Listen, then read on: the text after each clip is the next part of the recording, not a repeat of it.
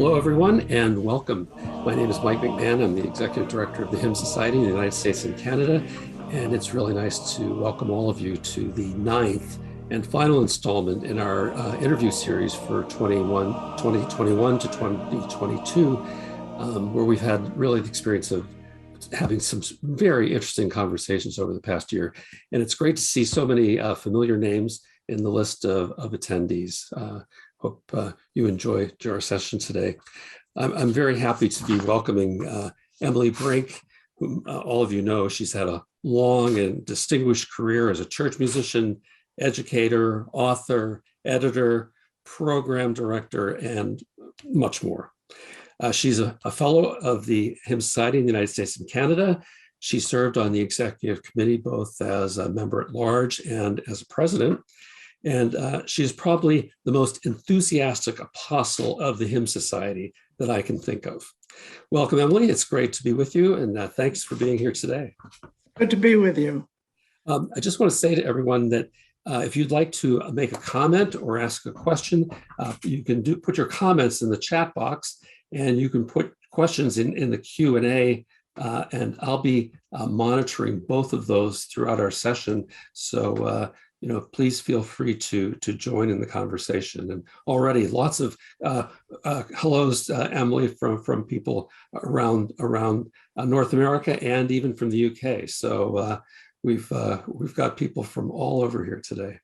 So Emily, I wanted to start by asking you about your early years growing up in Grand Rapids with a strong connection to the Christian Reformed Church. Can you tell us a little bit about that?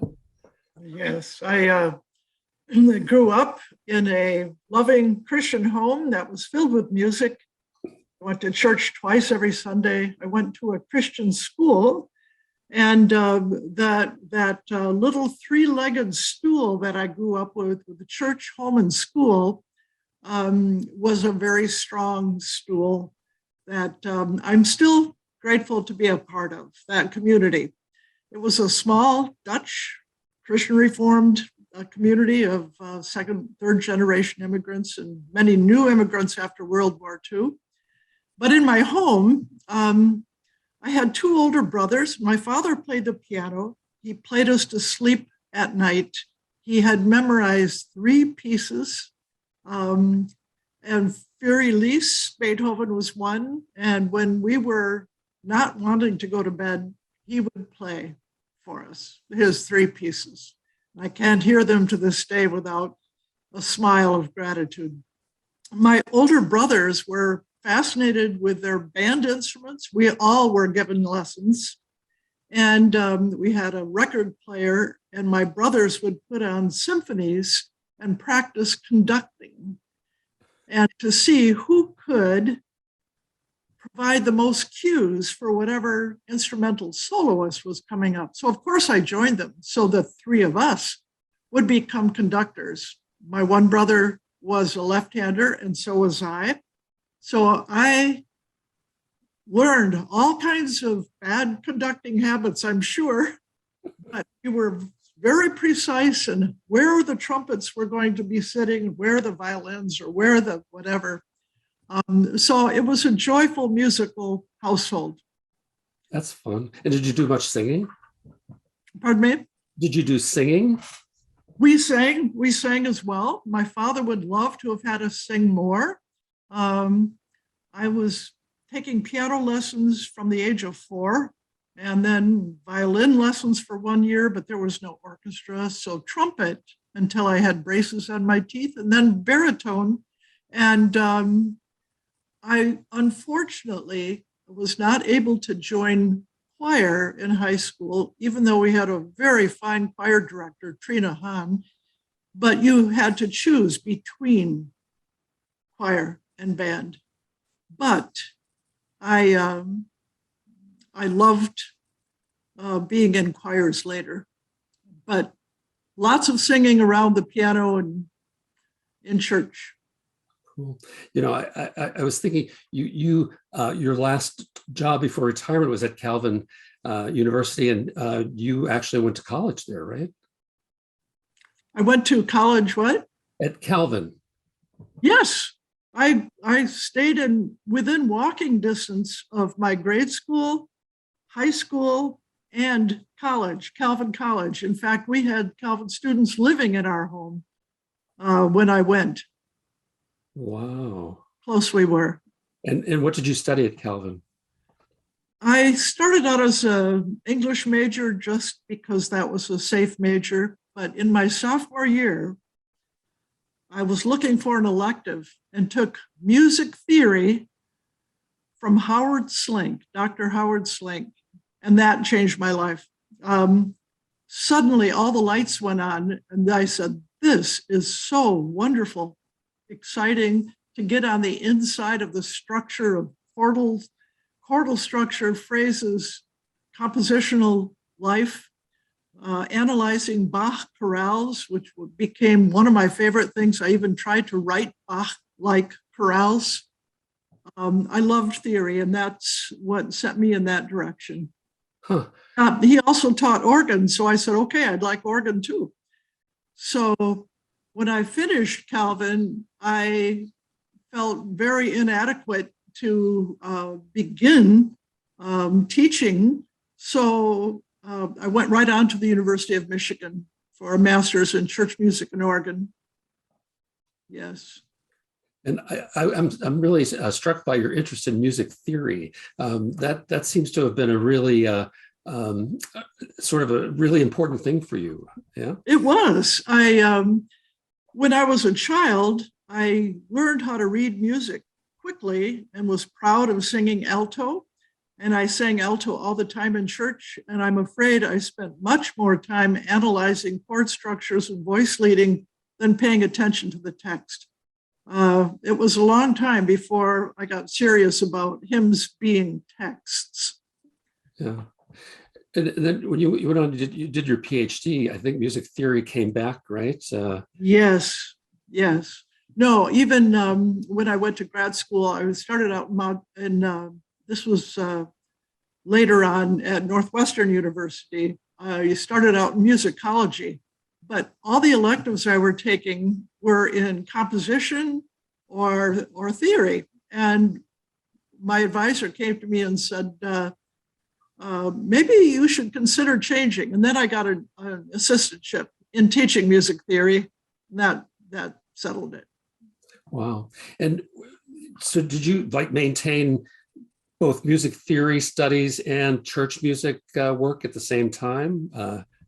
Well, I've been reflecting on this lately because my church and home life in my community has always been foundational. It's a close-knit community that I have not left, even though current struggles are many, as in many communities today.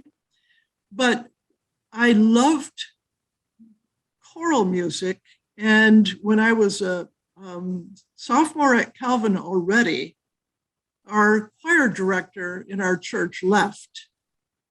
And we didn't have a choir. I said, I can do it.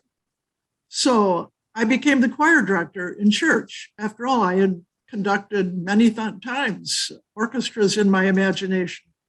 So that became a very great love. And I became a church choir director.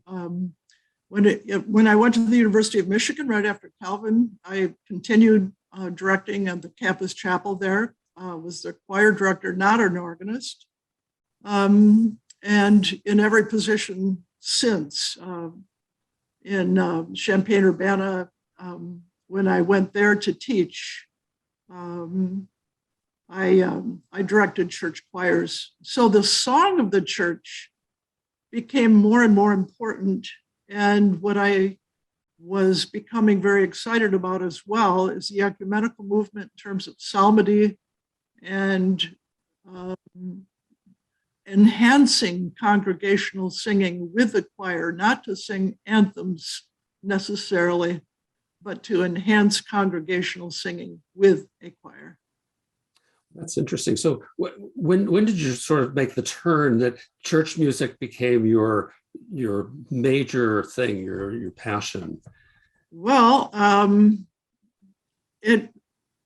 I even used the term in my own thinking this past week as I was reflecting about bifurcation between a spiritual life, church life, weekend life, and professional life in a theory classroom. Every community I went to, I checked to see if there was a church home where I would feel at home. And that was where that's where my deepest relationships were always, not among the faculty and in the professional world. So it was when I had received, or almost had received, a Ph.D. and was teaching at the University of Illinois, Champaign-Urbana, in music theory, that I received a letter inviting me to participate in the revision of the Psalter Hymnal, our denominational hymnal.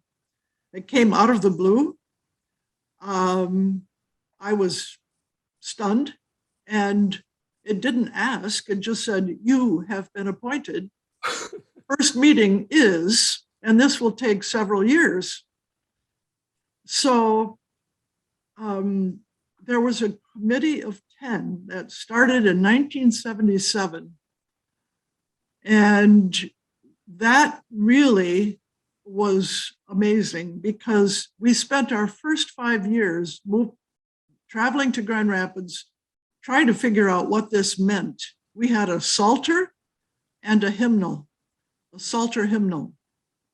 We spent the first 5 years trying to figure out where our roots needed to be, what needed to be retained, what needed to be new. And so we started looking, but we soon needed an editor. And I was asked to be editor. And this was in 1983. I moved to Grand Rapids to become the hymnal editor for our denomination. At that point, none of us, to my knowledge, perhaps one, even had heard of the Hymn Society. I came to Grand Rapids, I had not one clue what this was going to mean.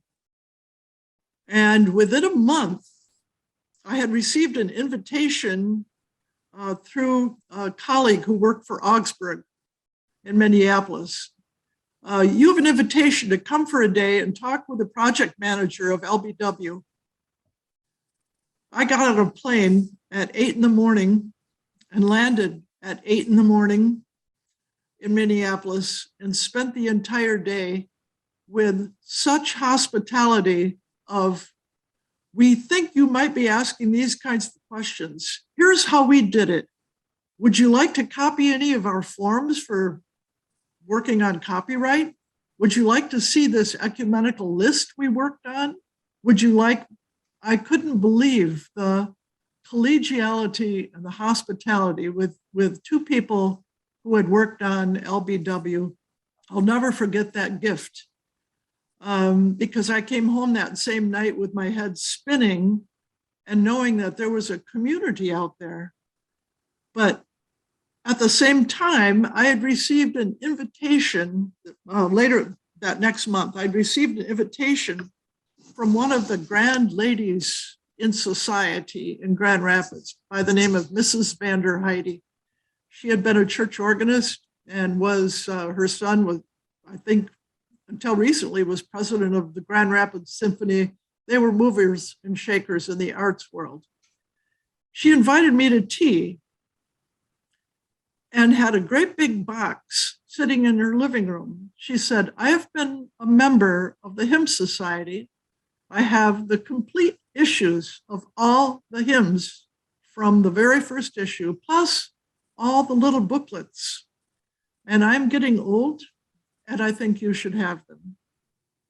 And I think you should join the Hymn Society."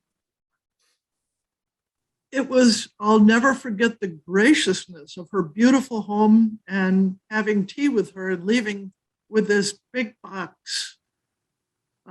It's embarrassing for me to say that at this time, as a hymnal editor, I had no clue, not only about what the project entailed, but what the Hymn Society was. I mean, I've always been one to jump and then think. And if it sounded like an interesting project, sure, I'll try it. And so 1983 was my first year on the job and my first visit to the Hymn Society. Wow. So that was your first Hymn Society meeting, was 1983? Yes. Unforgettable. Yeah. I've missed very few since. I was going to say, I think you threw yourself into the Hymn Society pretty solidly too, right? You got very involved very quickly. Well, that happened also because the following year, which was 1984, I got a call before the next Hymn Society. There was going to be a sectional on the Psalms, and Roger Rietberg from Hope College was supposed to lead the sectional on the Psalms. You might remember they were working on their own hymnal. Now I can't remember, the RCA hymnal was working simultaneously. We talked about merging our efforts and decided not to, but he asked if I would be able to fill in and do a sectional on the Psalms. And right then I was in the middle of working on Genevan Psalter texts, new texts, and becoming acquainted more deeply with the richness of the Genevan Psalter tune heritage. So I went, and this was in the Chicago area, just west on the west side of Chicago. And I heard the Hymn Society singing Genevan Psalms to brand new texts that we had just had assigned, and singing in harmony, and a group that knew how to breathe and how to listen to each other and how to settle into a tempo that it was an amazing experience, because I had worked on these at a desk and on paper, and had not yet heard the beauty of Genevan psalm singing that I only knew historically. Yes, it was a wonderful experience. Well, Martin Tell just put in the chat that the RCA hymnal 1985 was called "Rejoice in the Lord." Rejoice in the Lord. Yes, yes. Yeah. Wow. I was secretary of our committee throughout, and I remember at the beginning sending out letters to some other reform bodies saying, "Have you been working on, or would you be interested in working together on?" There was not much ecumenical interest in that project at the time. Yeah. Could you talk a little bit about ecumenical cooperation? Because I think that's another area in which you have had extensive experience and a lot of influence, actually. Well, I credit the Hymn Society largely with that experience, because I grew up thinking a mighty fortress is our God. A mighty fortress was a CRC hymn, our hymn. And I sort of knew that it was a Lutheran background, but I didn't know Lutherans. I lived in a very small world. And when I joined the Hymn Society, I had the opportunity to meet actual Lutherans and Methodists and Roman Catholics and Mennonites, and learn more deeply of the faith life of communities that gave rise to hymns. I learned, for example, why our baptism section in our hymnal was so weak, because we had only sung psalms. We didn't have baptism hymns, so where would we find them? Well, we could find them especially among Baptists, of course. but not infant baptism hymns. And so ecumenically, the world opened up just beautifully in the Hymn Society for me. And the thought of sitting at table with and singing with people who came out of equally rich and even deeper and longer and older traditions than my own just was humbling and wonderful. It was just wonderful. And also the camaraderie of people who are willing, like that first Augsburg experience, willing and eager to help, to listen, to appreciate, and to offer help. It was a wonderful experience. So and it continued to grow.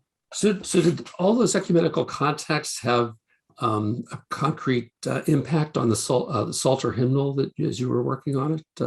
Did you borrow and consult? And yeah, actually, there was another interesting project because after I gave that little presentation on the Psalms in 1984, I learned that there was a group of Presbyterians, the PCUSA, that was starting to talk about a Psalter. And they invited me to a meeting. And here's where I got to meet another amazing group of people like Hal Hobson and Harold Daniels. Harold Daniels, as a liturgical scholar, I had not been around liturgical scholars. I grew up in a tradition where seminaries meant training pastors, and the liturgical renewal movement was still coming into recognition, you might say, at that time. Mm-hmm. And that was an exciting learning curve for me as well, because we started looking at a Psalter from a liturgical perspective rather than from a song perspective.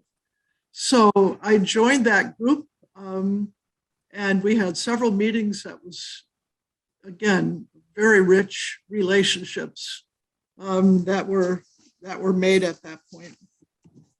Yeah. So something I did not know Morgan Simmons in Fourth Presbyterian Church. We had wonderful. I remember a cab ride with him, and he said, "What's going on in the CRC?" I said, "Oh, we're struggling over women in office." He said, "So are we." Right.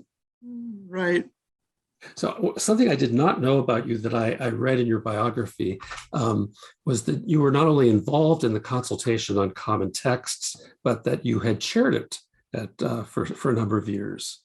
It's that experience, I believe, in meeting Harold Daniels as well, that opened the opportunity for me to join that.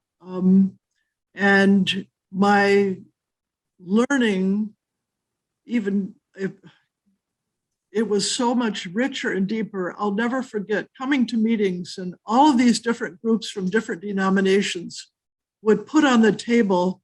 At that time, they offered free copies of everything that they had been working on. The Book of Blessings from the Roman Catholic Church. I came home and held that with wonder of such a powerful, rich pastoral book.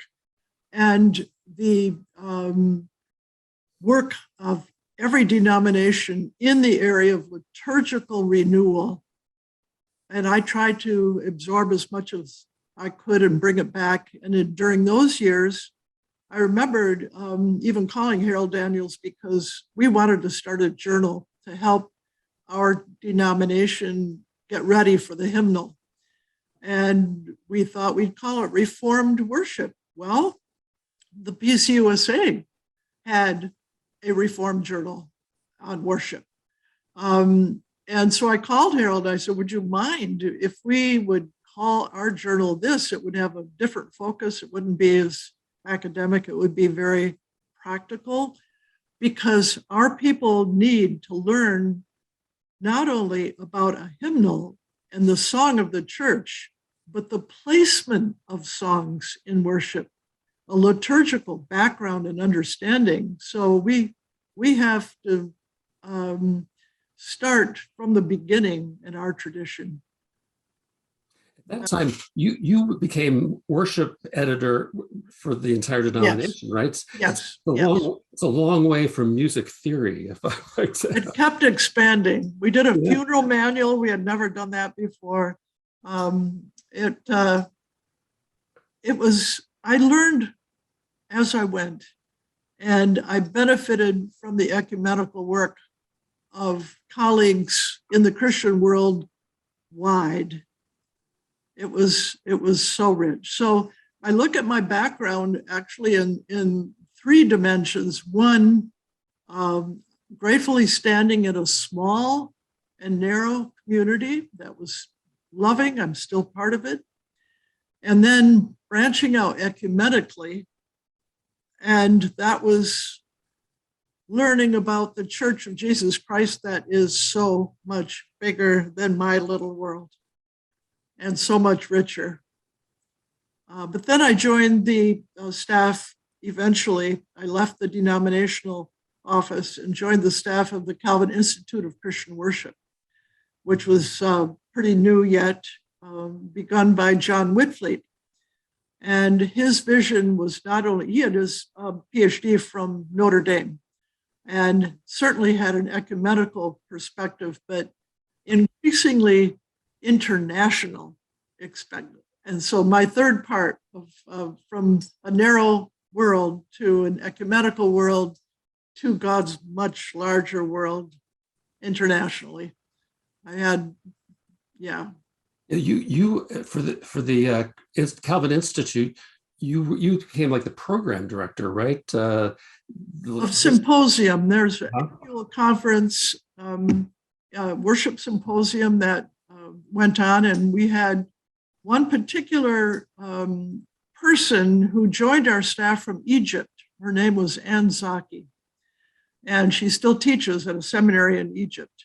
And she joined our staff and challenged us because she came to Calvin as a student and was shocked by how provincial, how undiverse we were, how unaware we were. At that time, it was a good school. It was an excellent school. I benefited from it. I'm grateful for it. But it was part of our small and still quite narrow tradition.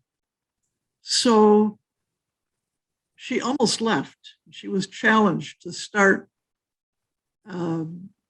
a talent team to put on a talent show just by international students. That became a smash hit. And it still goes on every year, but starting international student groups and Bible studies to encourage each other. And now I'm grateful to say Calvin has a very international and ecumenical student body. Well, and the Calvin Institute is an amazing experience of diversity. I mean, both internationally and ecumenically and stylistically, and every kind of way. I mean, what you all have done there is just incredible. Well, I learned so much.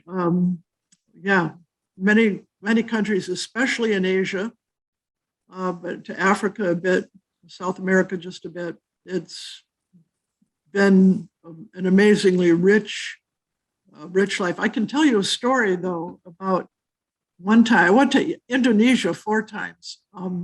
One time they were going to have, this was about a 3-day worship conference in Jakarta. And one of the nights was Indonesian favorite hymns.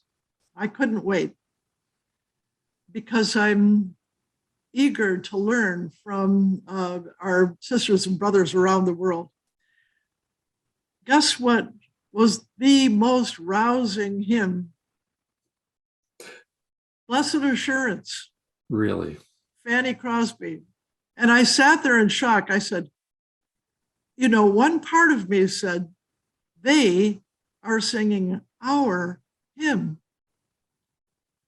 And I had to stop myself and say, what am I saying? To whom does a hymn belong? that kind of thinking it just hit me full force at that particular moment. I'll never forget that moment, because who was I to say that this was not their hymn translated into Indonesian? Right. He had done all the adopting.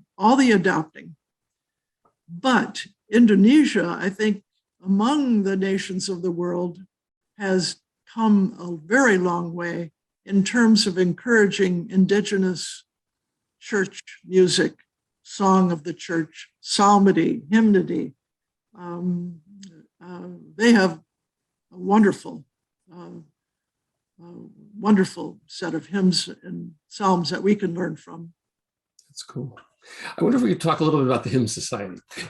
You mentioned how you got there, and Andrew Donaldson actually commented, that there are so many wonderful stories people have about how they sort of ended up by accident becoming part of the Hymn Society. But you also have been very involved in leadership and resourcing in the Hymn Society too. I wonder if you could talk about that a little bit. Well, like I said, I was invited the second time there to do a 20-minute sectional on the Psalms, and I didn't want to miss anything. I remember 85, I think it was, our first international one. Was that in Bethlehem? I don't remember, but I remember an extremely hot, unair-conditioned dorm where the women sat in the corridor on the floor with not much on, and doors open at either end to get a little bit of cross ventilation. And I sat next to Mary Oyer, and we spent half the night talking. What a woman. What I was in awe of her perspective, her international work in Kenya. Later, she worked also in Taiwan. Anyway, it was delightful. And I've gone to visit her since. And she's very elderly now, cannot come, but what a treasure a person like that is, and a heritage for the whole Mennonite community. Yeah, that's one little story.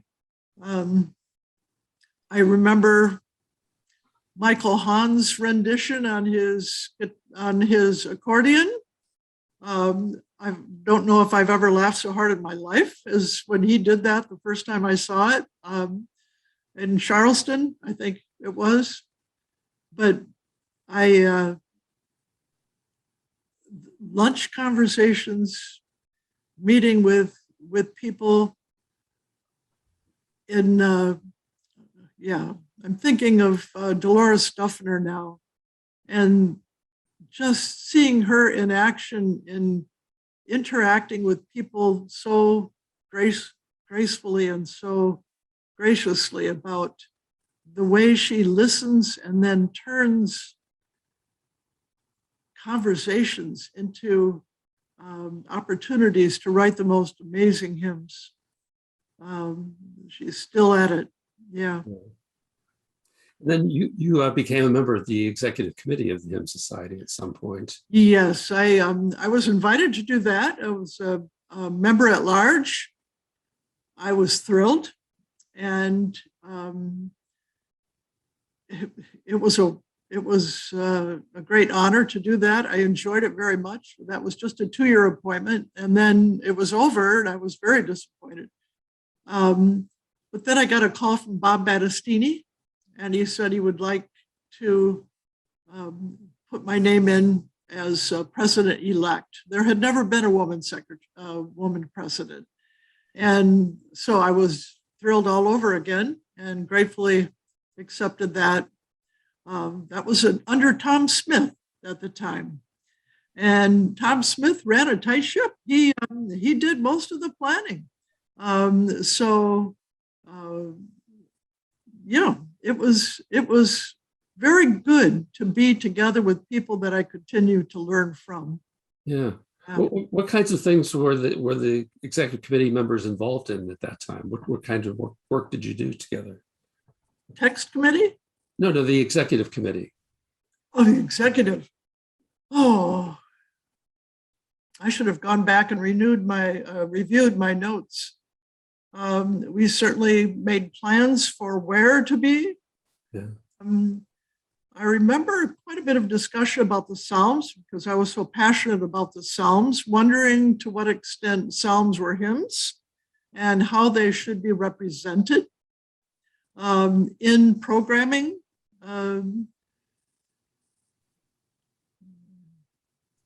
It depended on where we were going to be next. Uh-huh. Language issues of justice were very important at that time. It strikes me, Paul Richardson, as you may know, is working on a history of the Hymn Society that will be published hopefully this year. And it's just been very striking to me to see, even all the way back into the early days of the Hymn Society, how interest in justice issues and in language and authenticity. I mean, so many of these psalmody, these have been in interests of the Hymn Society going all the way back.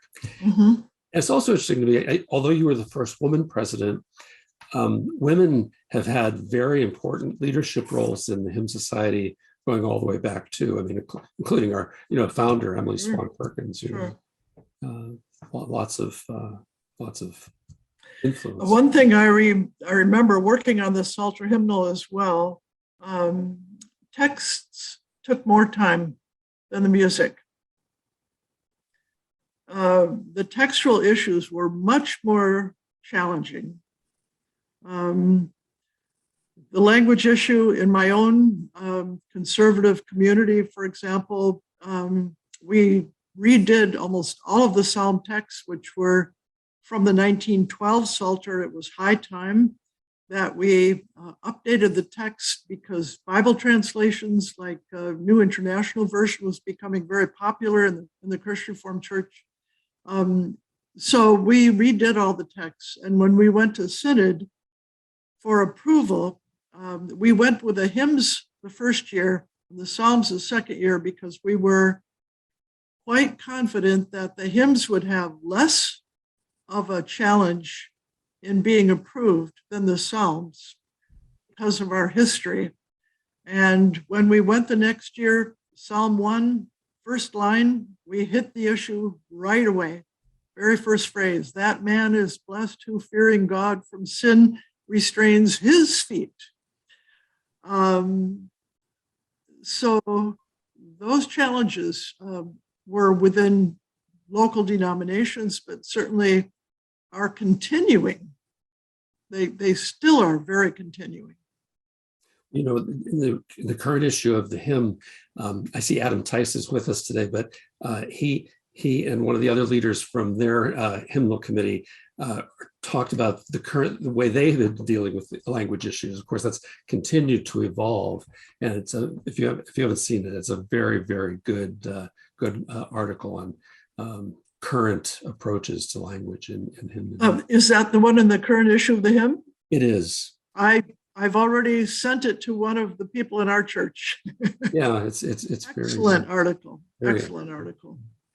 I want to bring up a question. So Frank Fortunato asks, can you remind us how Sing a New Creation, the Leaders Edition, came about? It's still a treasure for serious students of hymnology. Oh, great question. That came out in 2001, I believe, but we wanted a small collection, and if we would put in all the musical interest that we wanted to give ideas for instrumental use, we could never have done it in one volume. That's the only time that we did 2 volumes, one for a singer's edition and the other for accompanist edition with notes and background. Ron Rienstra helped provide many of those notes.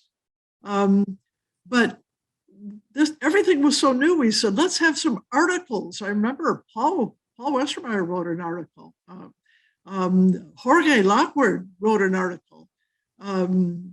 We had articles on the different types of liturgy. I have a copy right here. I'm going to grab it. The only way we could afford a leader's edition was to get funding.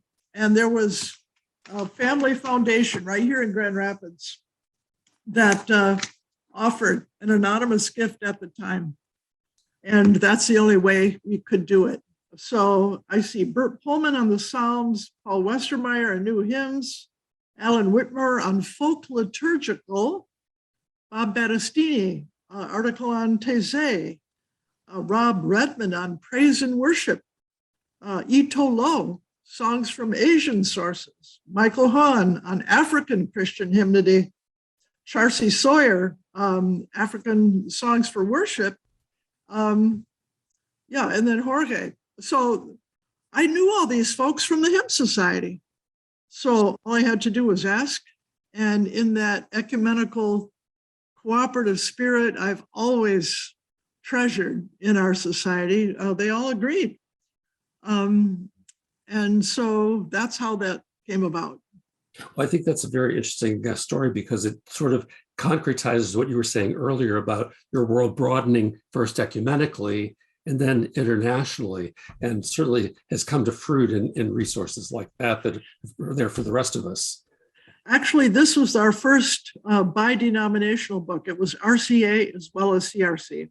Oh, wow. Church in America did it. This was our first experience of doing something together. And of course, the current hymnal is a joint hymnal to lift up your hearts. It's a joint denominational hymnal. Well, as you ticked off that the names of authors, I heard a Lutheran, a Methodist, a Roman Catholic. So the RCA and the CRC are drawing on broader ecumenical resources to learn.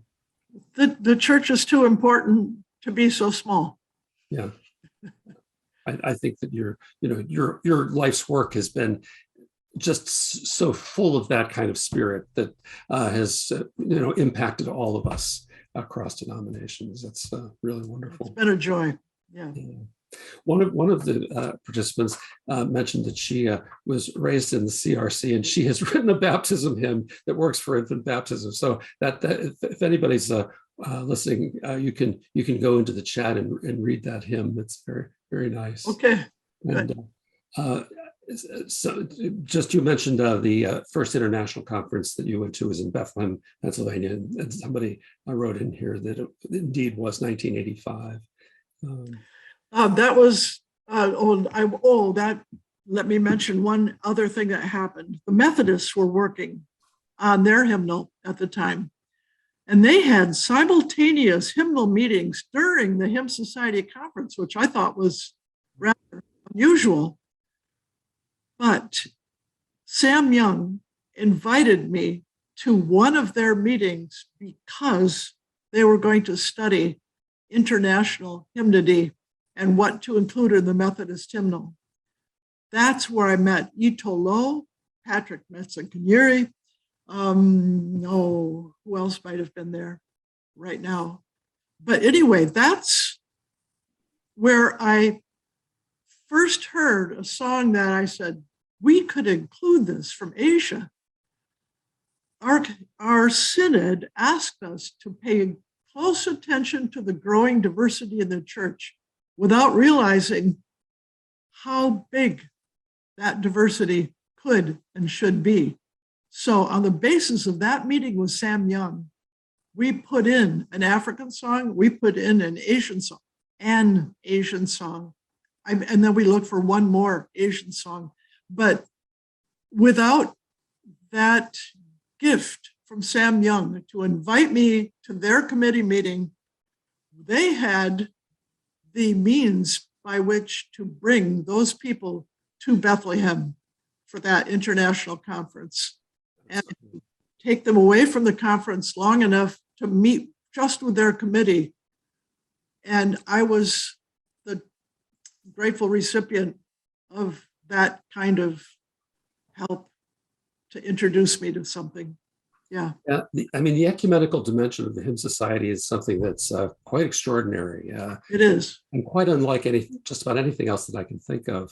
One day I sat down with our database to count the denominations, and I got more than 50 as I went through our database. So 50 different denominations. It's pretty amazing. Yeah. Well, I think we're coming to the end of our time, but before we wrap up, I just want to ask you, as you look we're celebrating our 100 years. What would be your fondest hope for the Hymn Society moving forward? Oh. To see the hope and the experience that we have in our annual meetings, where we learn and can sing so well, to see that kind of desire on the congregational level to deepen. How can the Hymn Society equip our members to go back home and encourage them to see that vision of the diversity of the church come to more life in congregations? We're so divided in our culture right now that I sense even more challenge. I'm reading this new book on the history of praise and worship by Lester Ruth and Sui Hong Lim right now, and learning about the great introduction of a new theology of worship that includes song in a way that had not been included before. So I'm seeing churches that have lost connection to the history because they're so enamored of a new way of singing. So I love the history and the tradition, the richness of the ecumenical church. Hang in there.